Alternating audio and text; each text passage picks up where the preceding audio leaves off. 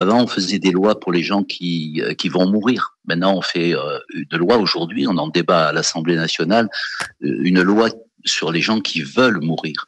Donc, accompagner la fin de vie, c'est pas obligatoirement donner la mort, et c'est même le contraire. Donc, effectivement, on est en train de mettre en place, sans le dire, puisque les mots sont masqués, le suicide assisté et l'euthanasie. Et donc, comme c'est une transgression majeure de donner la mort à l'autre, eh bien, la loi ne nomme pas les choses.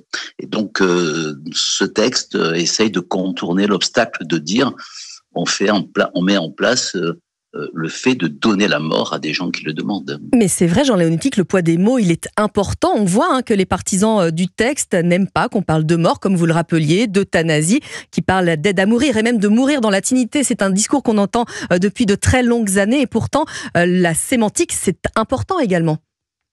Ben, la sémantique, les mots, ils veulent dire des choses. Et donc, par exemple, quand on parle, comme vous venez de le dire, de dignité, est-ce que si je meurs en souffrant, je meurs de manière indigne? Oui, bien sûr, c'est indigne de laisser mourir les gens avec la souffrance. C'est indigne de les laisser mourir dans la solitude.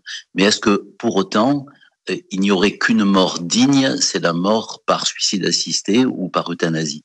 Donc, c'est pas une loi de fraternité, c'est une loi de liberté, peut-être, de liberté individuelle, mais en tout cas, c'est pas une loi de fraternité, c'est une loi libérale.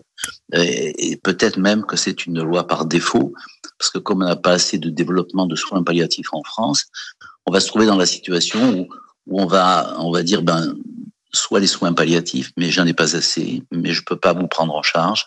Et donc, finalement, vous avez une autre alternative, c'est celle de vous faire donner la mort. Ouais. Donc je trouve qu'on est dans une rupture majeure, à la fois sur le plan médical, sur le plan législatif aussi, et puis sur le plan anthropologique.